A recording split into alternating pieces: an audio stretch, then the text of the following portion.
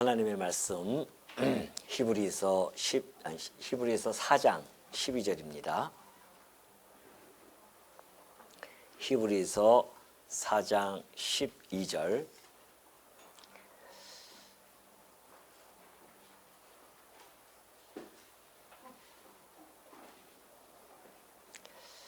하나님의 말씀은 살아있고 활력이 있어 좌우에 날 선 어떤 검보다도 예리하여 혼과 영과 및 관절과 골수를 찔러 쪼개기까지 하며 또 마음의 생각과 뜻을 판단하나니 지으신 것이 하나도 그 앞에 나타나지 않음이 없고 우리의 결산을 받으실 이의 눈앞에 만물이 벌거벗은 것 같이 드러나느니라.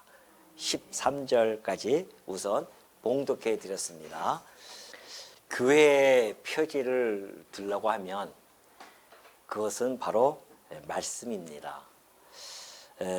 그렇기 때문에 성도들은 이 말씀 앞에 절대적인 순종이 필요한 것이죠.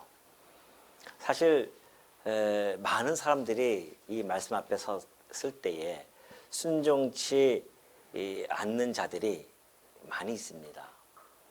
그러한 자들의 결국은 비참하고도 처참하며 절망적일 수밖에 없습니다. 우리 성도들이 순종해야 할 그 이유는, 하나님 말씀 앞에서 순종해야 할 그 이유는 하나님의 말씀은 운동력이 있고 그리고 활력이 있기 때문에 그렇다는 것이죠. 우리가 오늘 이 많은 사람들이 하나님의 말씀을 많이 읽고 그러지만은, 그러나 그 말씀에 담겨져 있는 하나님의 뜻을 간파하고 그 뜻대로 살아간다고 하는 것은 그리 쉽지가 않습니다.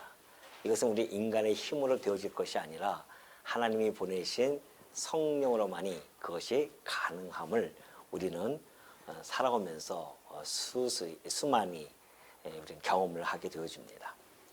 자, 이 말이라고 하는 것은요, 사람이 가지고 있는 어떤 뜻, 그 의도를 전달해주는 그런 수단, 곧 매개체이죠. 그렇기 때문에 단순하게 들려지는 음성으로만 우리에게 다가오는 것은 아닙니다. 그 자체에 생명력이 있어가지고서는 여러 가지 그러한 작용을 일으킨다는 것이죠. 예를 들면 이제 임금님이 임금 자신이 어떤 가지고 있는 뜻이 있잖아요.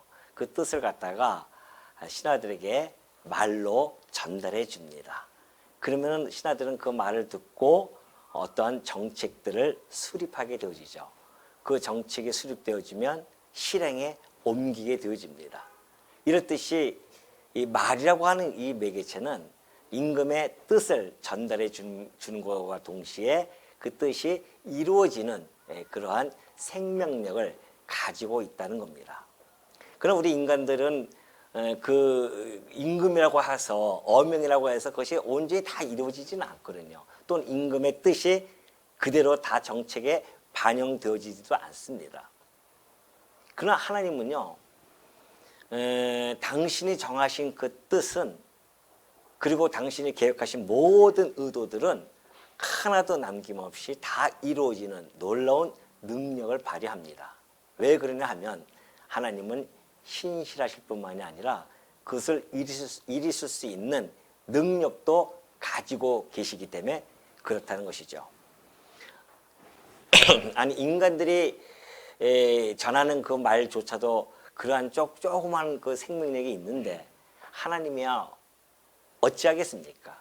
하나님 말씀이야 우리가 다시 한번 언급하지 않는다 할지라도 충분히 우리는 감지할 수 있을 것입니다. 우리가 4장 12절에 보면 하나님의 말씀은 살아있다고 있죠. 생명력이 있다는 겁니다. 그러면서 활력이 있다고 합니다. 활력이라고 하는 것은 그 헬라어로 에네르게스라고 하는 단어입니다. 이것이 나중에 파생이 되어져서 영어의 에너지가 되어지거든요. 우리 과거에 말씀 운동이라고 혹시 우리 교회가 좀 말씀 운동 아닙니까? 우리 강남노회에서 말씀 운동이 있었습니다. 그때 이 말씀 운동은 로고스 무브먼트라고 그렇게 사용을 했었죠. 근데 우리 말씀 운동 성원교회는 주보에 있을 거예요 아마. 로고스 에너지아라고 그렇게 사용을 하고 있습니다. 어원적으로 보면은 그것이 훨씬 더 가깝죠. 그래서 이 활력이라고 하는 것은 강력하고도 효력이 있음을 뜻하고 있습니다. 얼마나 강력하고 효력이 있으면 그 말이 그 하나님께서 말씀하시는 모든 것들이 하나도 남김없이 다 이루어진다는 겁니다. 이것을 하나님은 이사야 선지자를 통하여 이렇게 전달해 준 바가 있습니다. 이사야 55장 10절에 보니까 하나님께서 이사야 선지자를 통해 이렇게 말씀하고 계십니다. 이는 비와 눈이 하늘로부터 내려서 그리로 되돌아가지 아니하고 땅을 적셔서 소출이 나게 하며 싹이 나게 하여 파종하는 자에게는 종자를 주며 먹는 자에게는 양식을 줌과 같이 그래요. 그러죠. 비와 눈이 떨어지면은 땅에 다 스며들어요. 그래서 소출이 나게 한다는 겁니다. 결과물을 낳게 된다는 것이죠. 그러면서 55장 11절에는 내 입에서 이와 같이 그런 거예요. 자연의 법칙을 하나님께서 설명해 주시면서 이와 같이 내 입에서 나가는 말도 이와 같이 헛되이 내게로 되돌아오지 아니하고 나의 기뻐하는 뜻을 이루며 내가 보낸 일에 형통함이니라.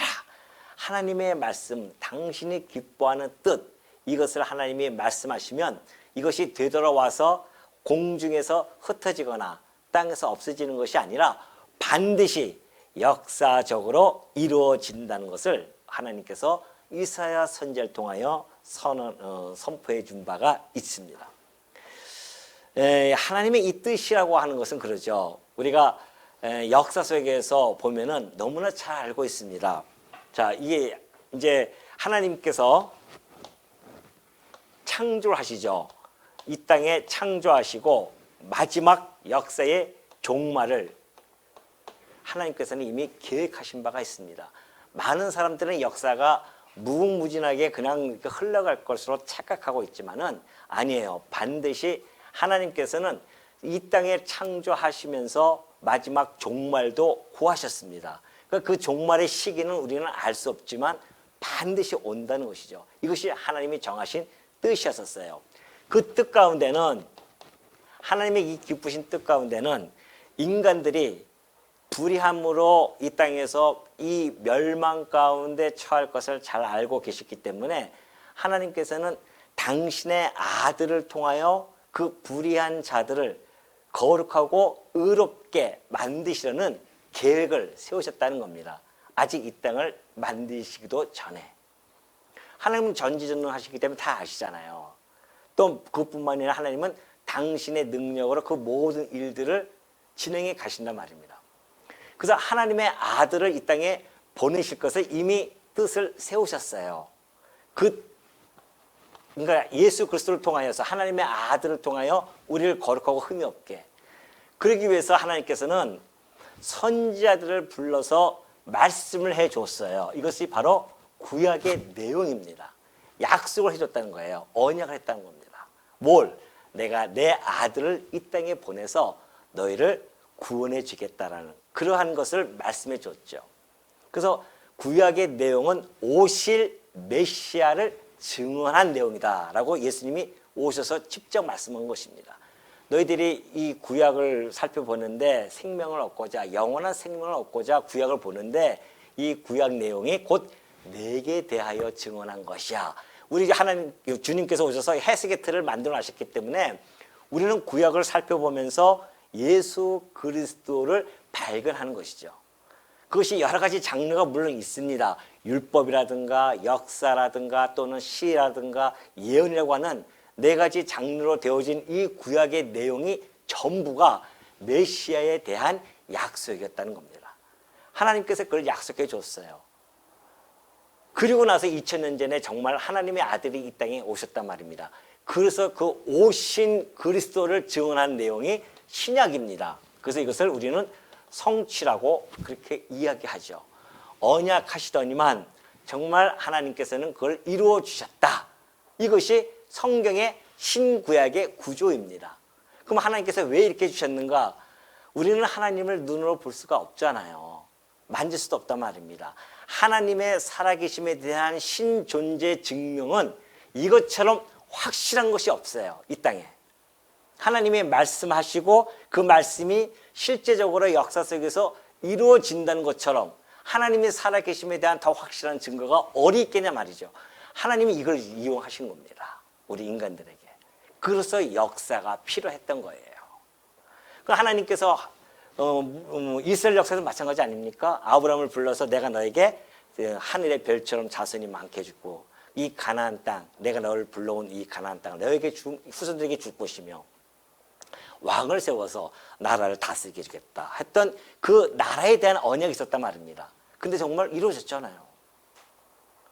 그걸 통해서 하나님의 아들이 오신다는, 하나님의 아들이 와서 그의 나라를 세우신다고 하는 그런 확실한 증거를 얻었단 말입니다.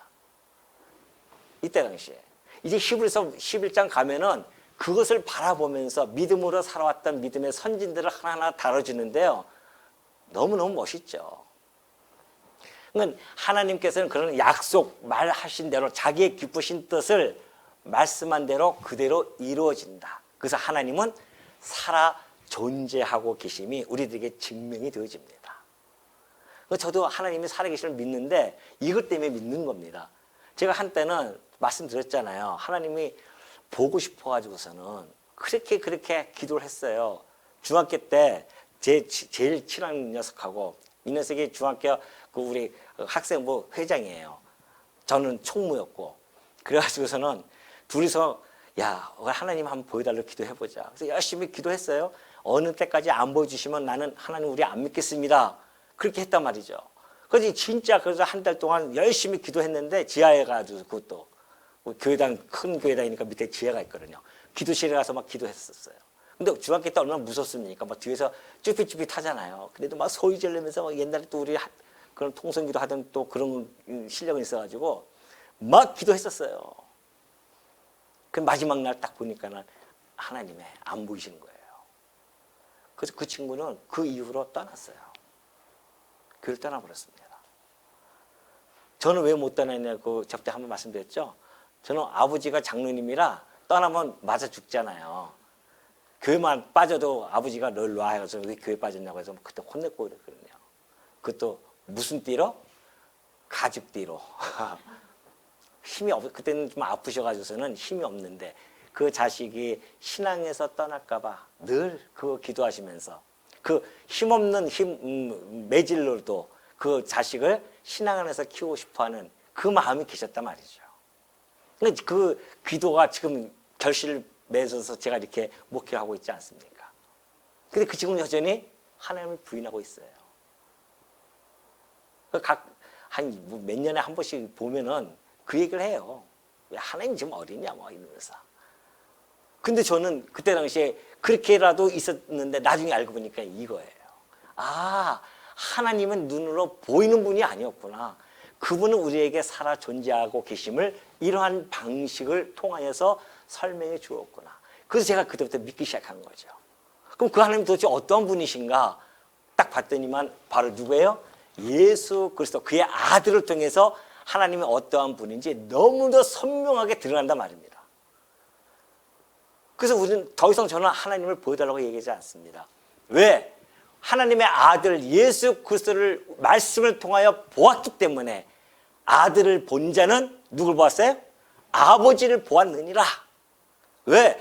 예수 그리스도는 보이지 아니하시는 하나님의 형상이시고요.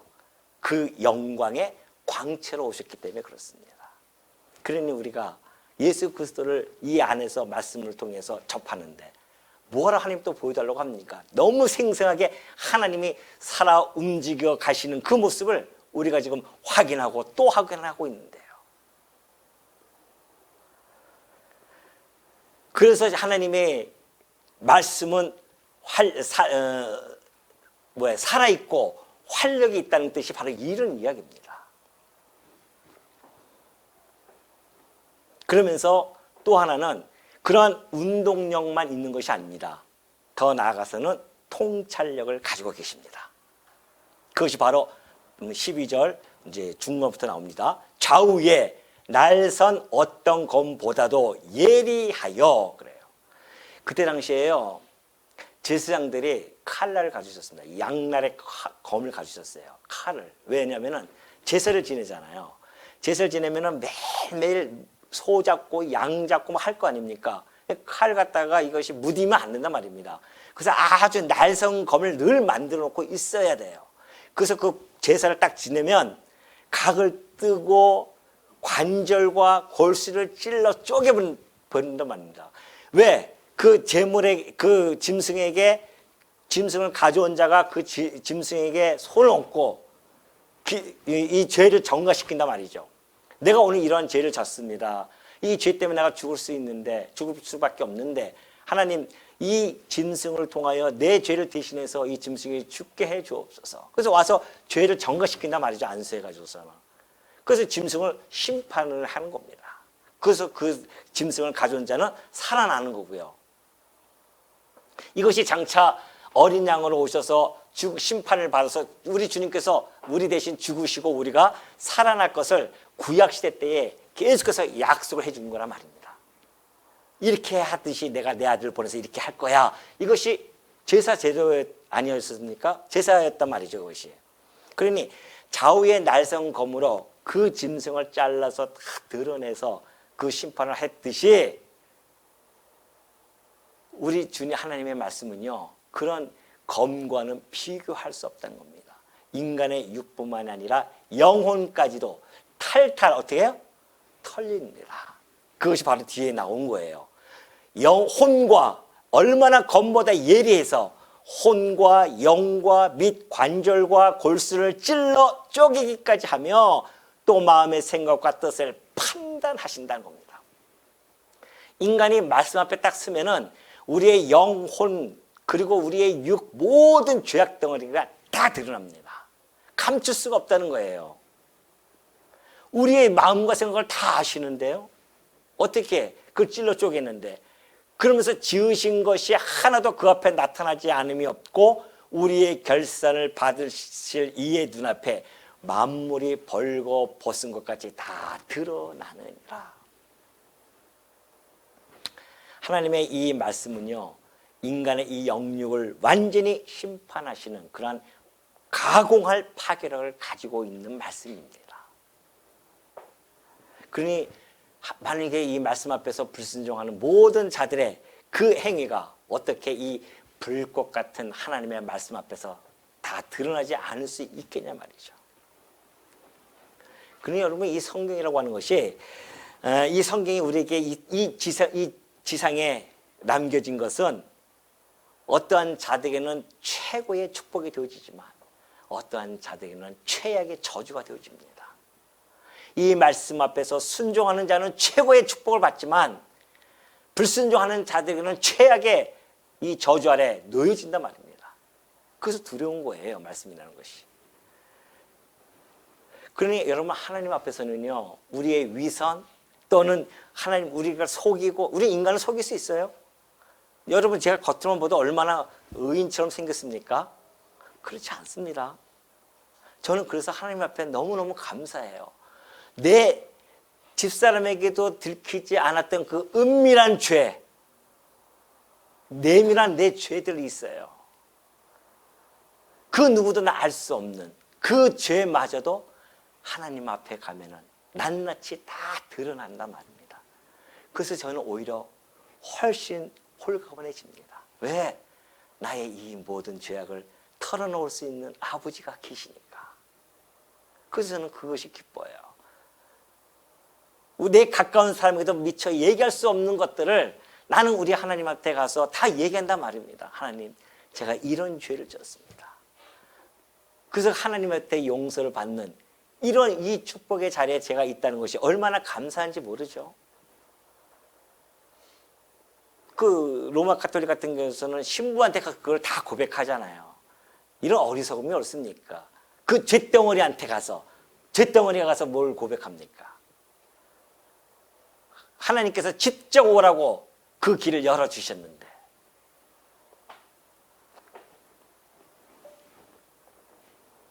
그래서 다윗은 일찍이 솔로몬 아들에게 이렇게 이야기해 줍니다. 모든 마음을 감찰하사 모든 의도를 안단다. 내 아들 솔로몬아, 너는 그러니까 꼭 너의 아버지 하나님을 알고 온전한 마음과 깊은 뜻으로 섬겨라.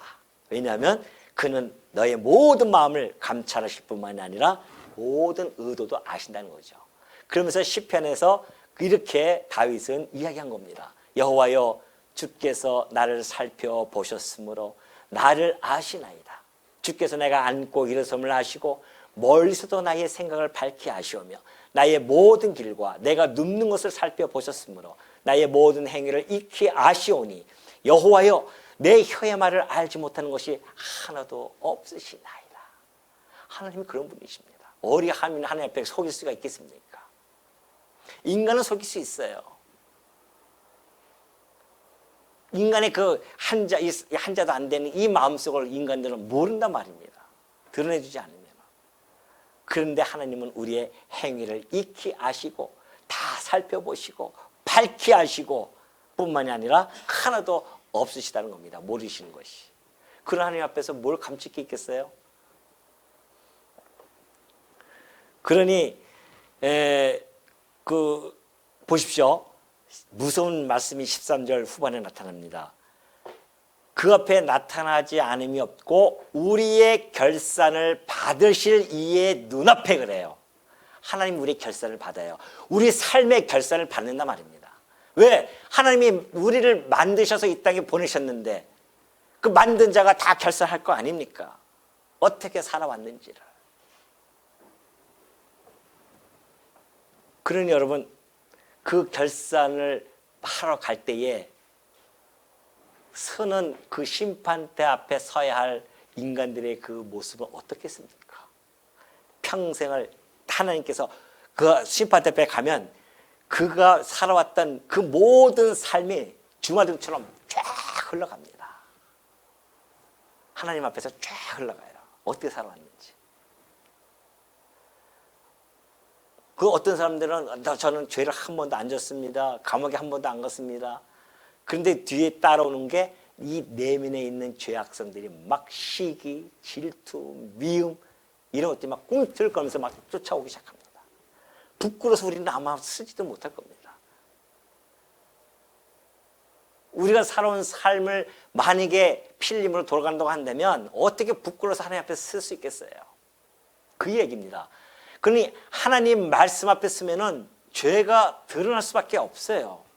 근데 많은 사람들은, 어떤 사람들은 이것을 고전으로 보는 사람들이 있어요. 인문학적으로 접근해가지고 이 성경을 봅니다.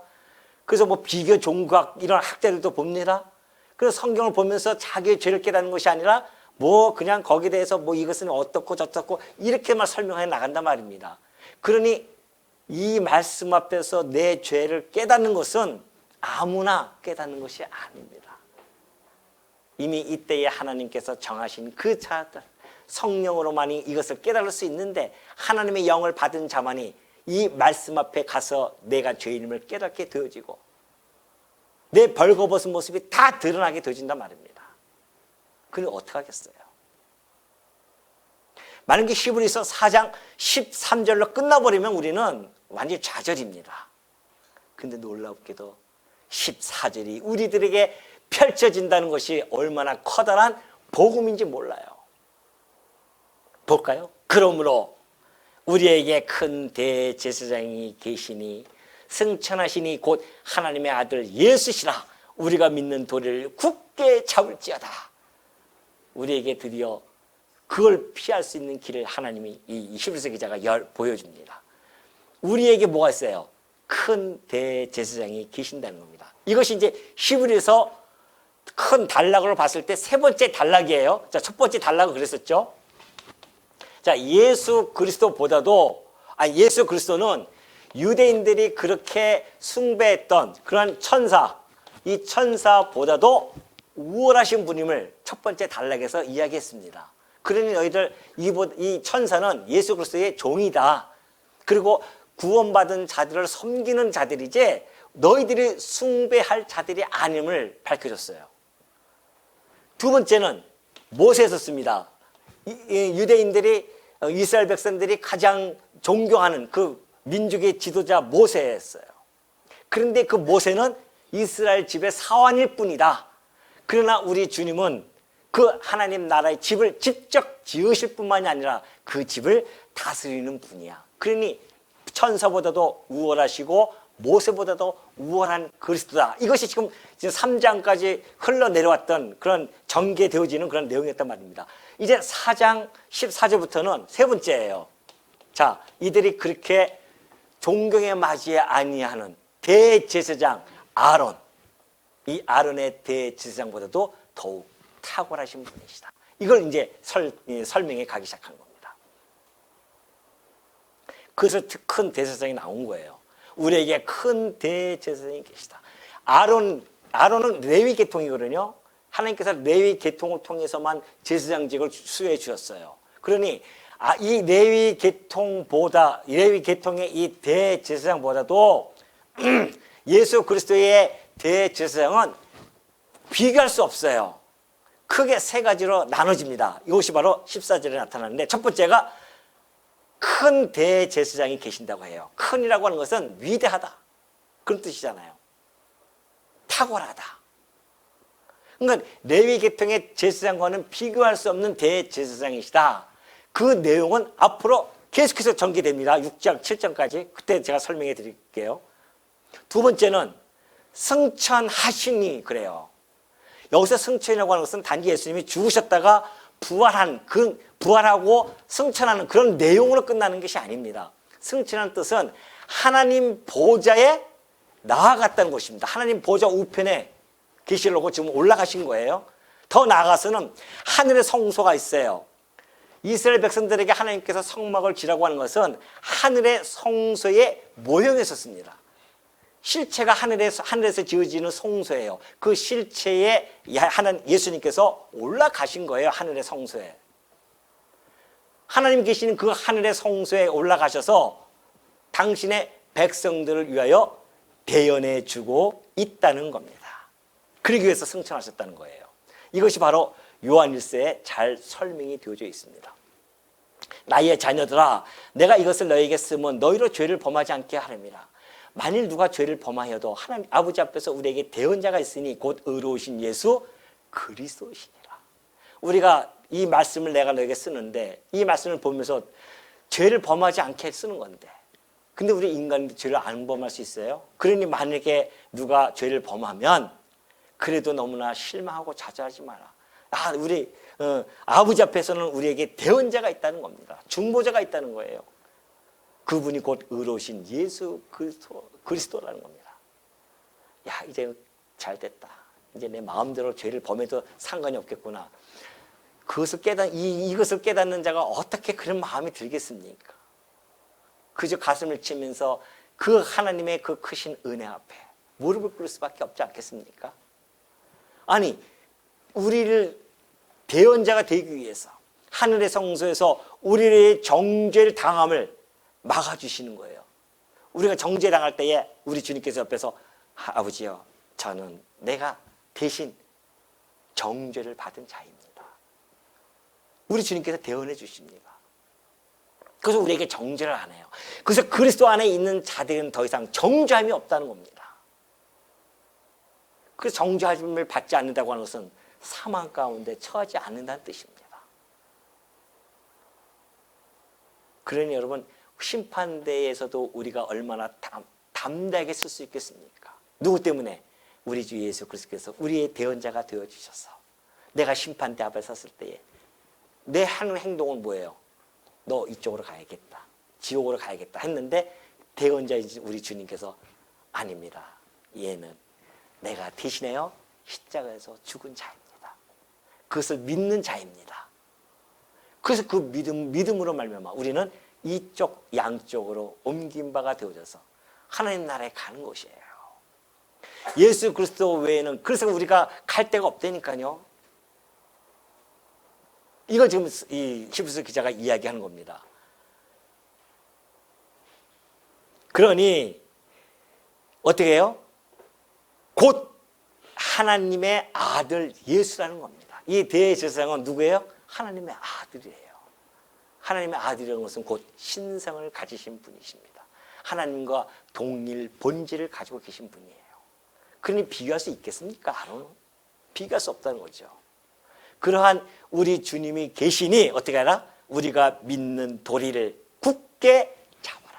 너희들 다시 힘들다고 유대교로 자꾸 돌아갈 생각하지 말고 이렇게 어마어마하신 대제사장인 우리 주님이 우리 여전히 대원자가 되셔서 우리를 인도에 가시는, 중보해 가시는 분이신데 어찌 너희들이 그분을 버릴 수가 있겠냐 말이죠. 좀 힘들다고. 아까 우리 장로님 기도하셨잖아요.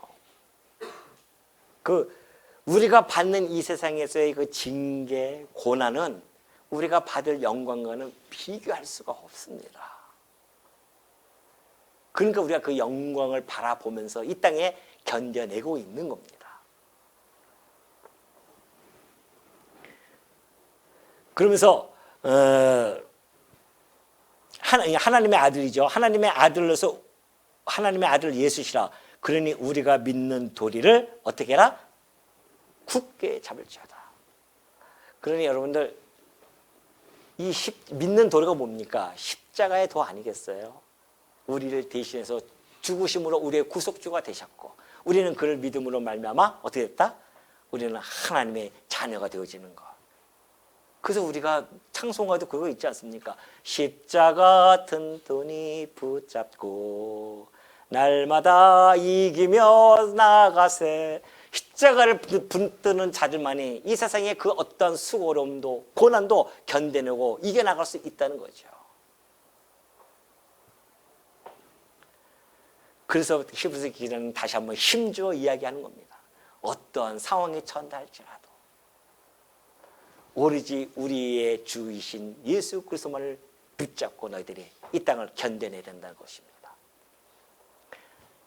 이 얼마나 큰 복음입니까? 그러면서 우리에게 있는 대제사장은 우리의 연약함을 동정하지 못하실 이가 아니요 모든 일에 우리와 똑같이 시험을 받으신 이로되 죄는 없으시니라.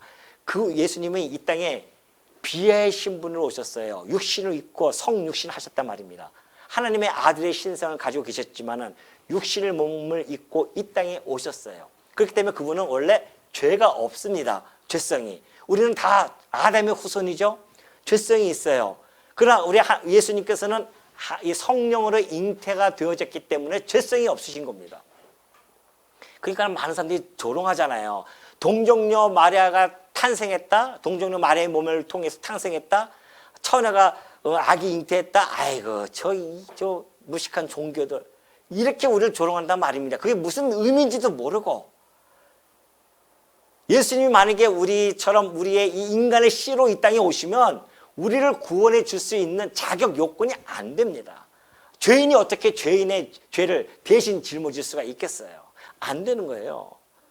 그래서 늘 구약의 그 어린 양을 너희가 제사를 지낼 때는 흠없는 깨끗하고 흠없는 자를 갖다가 짐승을 잡으라고 하는 것은 장차 거룩하고 흠이 없으신 그 실체이신 어린 양, 곧 예수 그리스도께서 이 땅에 오셔서 죽으실 것에 대해서 좀 약속해 주는 내용이었단 말입니다.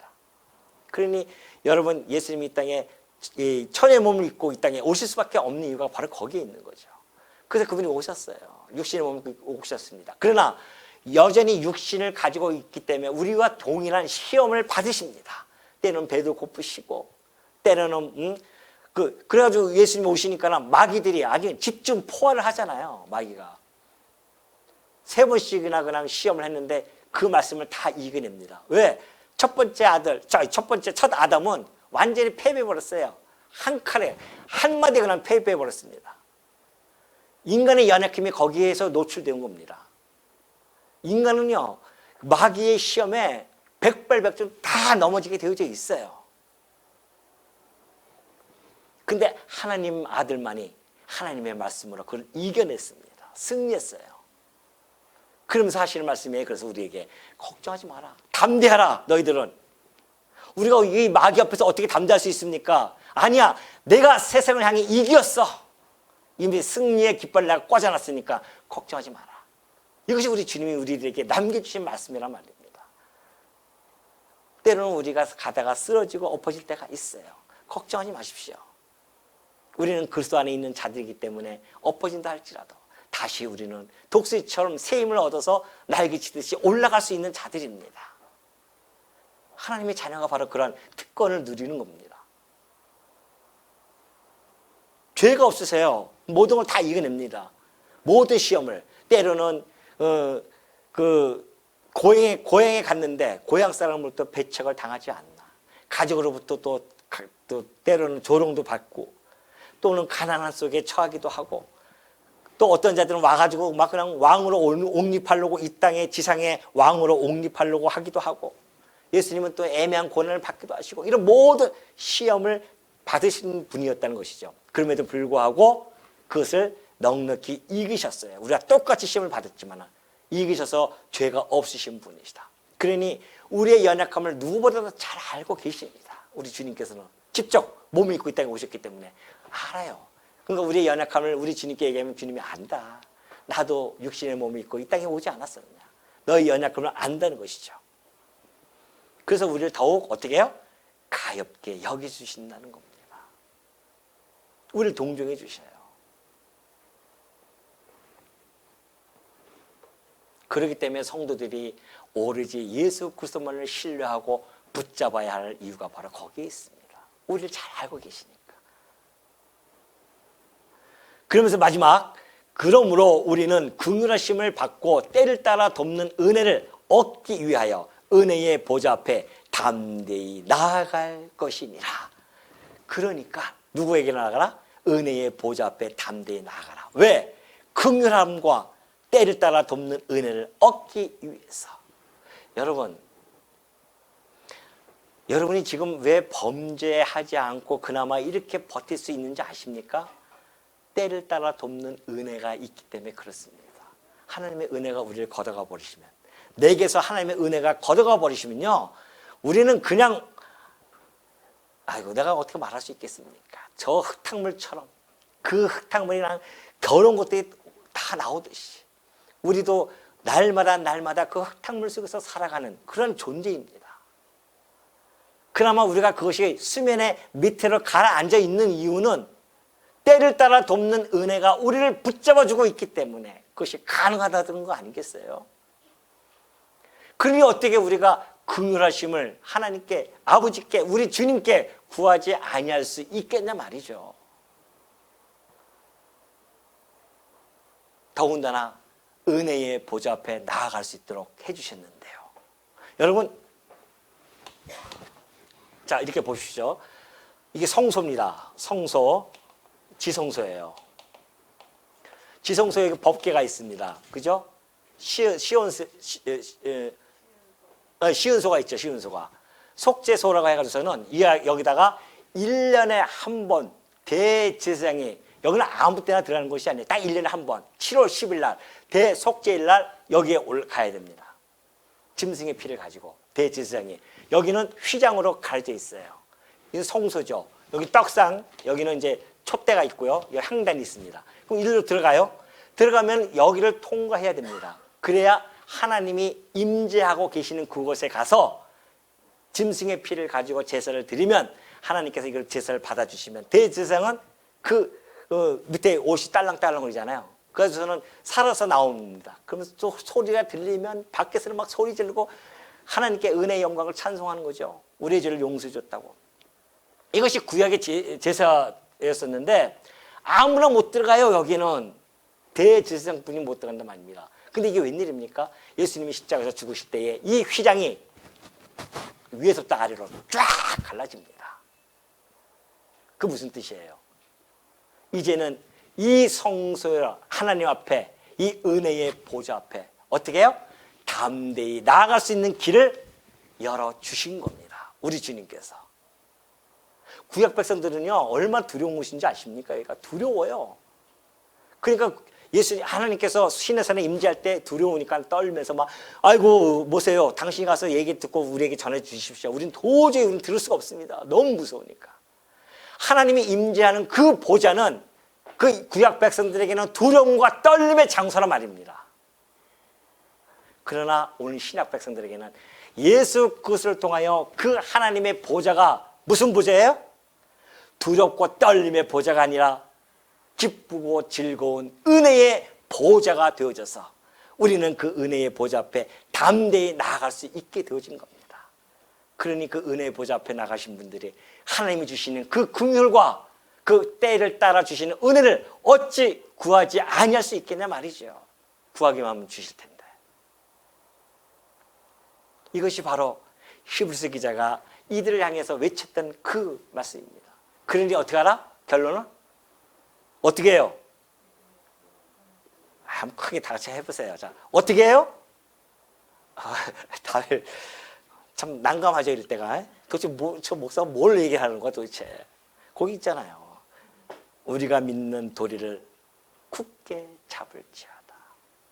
어떠한 상황이 온다 할지라도 이것만 우리가 잡고 있어야 할 부분인데. 왜? 이것이 우리의 생명이기 때문에.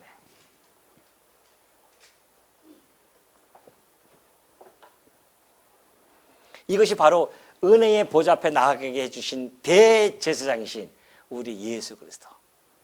그러니 여러분 정말 이 하나님의 말씀 앞에서 우리의 죄가 다 드러나고, 그런데도 불구하고 우리는 예수 그리스도를 통하여 우리의 죄를 용서함 받고, 그를 통하여 하나님 보좌, 은혜의 보좌 앞에 담대히 나가서 긍휼과 때를 따라 은혜를 구하는 이 놀라운 이 은총의 자리에 어쩌자고 우리가 이렇게 있는지, 여기에 대한 감사와 찬양이 어찌 나오지 아니할 수 있겠습니까?